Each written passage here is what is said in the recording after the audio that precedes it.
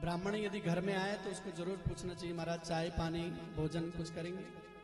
क्योंकि पता चल रहा ब्राह्मण भूखा हो, भूखा ब्राह्मण शेर से भी ज्यादा खतरनाक होता। बोलो राधे राधे। भगवान जानते हैं, भगवान का वचन है, न तथा में प्रियतमा आत्मयोनि न श्री नैवात्मा यथा भवान। भगवान का कथन है, भगवान कहते हैं कि जितने मुझे ये ब्राह्मण प्रिय है ना, मुझे अपनी वामंक में रहने वाली पत्नी श्री वो भी उतने प्रिय नहीं है। न तथा में प्रियतमा आत्मयोनि, ब्रह्मा जी भी, न श्री नैवात्मा यथा भवान। और अंत में भगवान ने हद ही कर दी है। भगवान कहते हैं कि ना मुझे अपना ये कृष्ण रूप उतना पसंद है जितना मुझे ब्राह्मण प्रिय है। इसलिए ये मैं ब्राह्मण हूं इसलिए कह रहा हूं, ऐसा नहीं है। हाँ, पंडित जी का स्वागत सत्कार किया और अब पूछा, महाराज जी बताओ कैसे आना हुआ, कहां से आए हो? पंडित जी ने कहा, महाराज विलंब मत करिए, ये पत्र ले लीजिए। पत्र आप पढ़िए।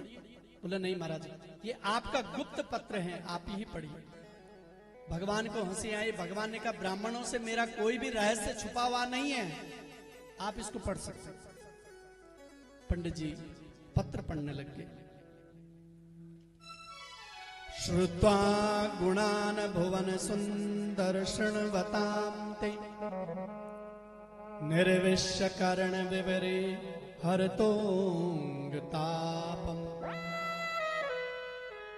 रूपम दृशां दृशिमथामखिलार्तिलाभम्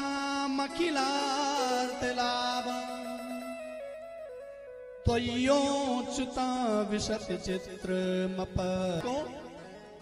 लेकिन मैंने कल्पना में ही आपका एक चित्र बना दिया है कि आप ऐसे हो। आप सोच रहे होंगे ये कैसी बावरी है, मुझे अभी तक जानती नहीं लेकिन पत्र भेज दिया। पत्र इसलिए भेज रही हूं कि मेरे को लेने वाला कोई परसों और आने वाला है और मैं आपको अपना जीवन समर्पित कर चुकी हूं। इसलिए मैं नहीं चाहती हूं कि शेर के भाग को कोई गीदड़ उठा के लेके जाए। आप आकर के मुझे थाम लीजिए और आप मेरे घर आकर के मुझे मेरा हरण करने का प्रयास मत करिएगा, क्योंकि मेरा भाई आपका विरोधी है और मैं नहीं चाहती हूं कि हमारा विवाह हो और उसमें संग्राम हो। इसलिए उसका भी उपाय लिखती हूं। मैं गिरजा पूजन करने के लिए मंदिर में जाऊंगी, आप वहीं आ जाना, वहां कोई नहीं रहेगा, मेरा हरण कर लेना और सारी बात बन जाएगी। और यदि आपने मेरा हरण नहीं किया, मुझे स्वीकार नहीं किया, तो 100 जन्म लेने को तैयार हैं, लेकिन विवाह होगा तो सिर्फ आपसे ही, आपकी रुक्मणी। पत्र पूरा हुआ। पंडित जी ने पत्र पढ़ा, भगवान को हंसी आने लगी, भगवान में मुस्कुराए। पंडित जी ने कहा, महाराज क्यों मुस्कुरा रहे हो? भगवान ने कहा, जो हालत रुक्मणी की है ना वही हालत मेरी है। कैसे? बोला, करवट बदल बदल के रात गुजारूं मैं। मेरे को भी बोला नींद नहीं आती है, निद्राम च न लभे निशि, मुझे भी नींद नहीं आती। तो फिर बोला, महाराज विलंब क्यों कर रहे हो? भगवान ने तुरंत पंडित जी को रथ में बिठाया और रथ 9-2-11 हो गया। दाऊ भैया पीछे से आए, अरे ये द्वारिकाधीश कृष्ण किधर जा रहे हैं? सैनिकों ने कहा, महाराज ये तो हमें नहीं पता, लेकिन एक पंडित जी कुंडनपुर से आए थे। दाऊ भैया ने कहा, तो एक काम करो तुम भी चलो। भगवान ने चाहा तो साथ में बहू लेकर के आएंगे। सारे सैनिक दाऊ भैया के साथ में चल पड़े। उधर रुक्मणी जी मन में सोच रही हैं, पत्र पंडित जी पहुंचे होंगे कि नहीं, पत्र मिला होगा कि नहीं। भोले बाबा को याद करती हैं। दुर्भगाया न में धाता विमुखा गौरी रुद्राणी गिरजा सती। हे माता रानी, हे भोले बाबा, मैंने बहुत सोमवार के आपके व्रत किए हैं, आज उन व्रतों का मुझे फल प्रदान करें। इतने में पता चला कि शिशुपाल बारात लेकर के आ गया है। घबरा गई, गिरिजा पूजन करने के लिए मंदिर में गई। शिशुपाल को पता चला कि द्वारिकाधीश कृष्ण भी आए हैं। जरासंध और शिशुपाल ने पूरा मंदिर को घेर लिया, छावनी बना दिया।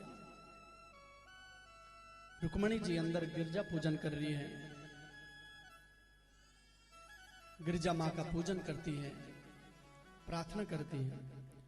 नमस्ते त्वाम्बिकं भीक्षम स्वसंतानयुतां शिवां भूयात् पतिर्मे भगवान कृष्ण तदनुमोदता। हे माता रानी, हे मां जगदम्बा, भगवान द्वारिकाधीश कृष्ण ही मुझे पति रूप में प्राप्त हो। माता रानी ने दिव्य आशीर्वाद दिया। मन जाहि राचे हूँ मिलहि सोबर सहज सुंदर सांवरो। मन जाहि राचे हूँ मिलहि सोबर सहज सुंदर सांवरो।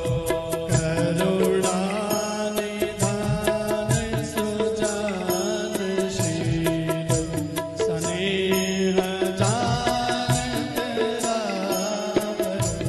करुणा निदान सुजान शील स्नेह पावन रावरो। मन जाहि राचे हूँ मिलहि सोबर सहज सुंदर सांवरो। करुणा निदान सुजान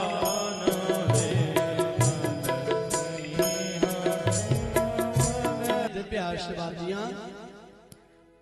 और इधर जब रुक्मणी जी बाहर निकली, देखा तो मंदिर तो पूरी छावनी में तब्दील हो गया। अरे राम राम, मैं तो पत्र में लिखा था कि मैं गिरजा पूजन करने के लिए जाऊंगी, वहां पे कोई भी नहीं होगा, आप आ जाना और वहां से मेरा हरण कर लेना।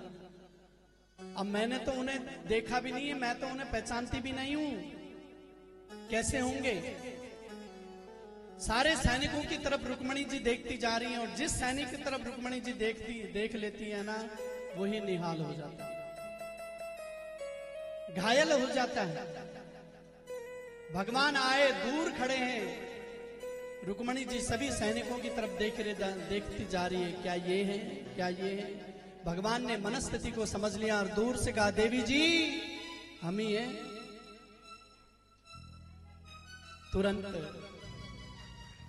भगवान आए, सभी गोपियों के मध्य भगवान, सभी सैनिकों से मध्य में भगवान आए। तो धीरे धीरे भगवान ने रुक्मणी जी का हाथ पकड़ा। सैनिकों ने देखा भगवान ने ऐसी मोहिनी डाल दी। सैनिक कह रहे, वाह क्या चाल है। एक कह रहा, अरे तू चाल देख रहा है, कितने सुंदर बाल हैं। भगवान ने प्रेम से आकर के रुक्मणी जी का हाथ पकड़ा और रथ पे बिठा दिया। और जैसे ही रथ पे बैठे, रथ तो 9-2-11 कर दिया, मोहिनी हटी। सैनिकों ने कहा, आपस में पूछा, भैया तुम यहां क्यों खड़े थे। अरे बोला, रुक्मणी की रक्षा के लिए। कहां है रुक्मणी। एक ने बाद में कहा, अभी तक बेहोश हो रखे थे क्या। अरे वो चली गई, जिसके साथ जाना था। कहां गई, करो आक्रमण। सारे सैनिक भाग पड़े भगवान को मारने के लिए। उधर से द्वारिकाधीश दाऊ भैया आ गए। दाऊ भैया ने जो जयकारा लगा, बोलो द्वारिकाधीश कृष्ण की। और जो जयकारा लगा, सारे सैनिक ने बोला, अरे आज तो कृष्ण को हम पकड़ ही लेते, लेकिन ये बड़ा बड़ा कहां से आ गए दाऊ भैया। दाऊ भैया ने कहा, कृष्ण एक काम करो, तुम बहू लेकर के घर जाओ, आशीर्वाद तुम्हें घर ही दूंगा, मैं जरा इन्हें ठिकाने लगा दूं। भगवान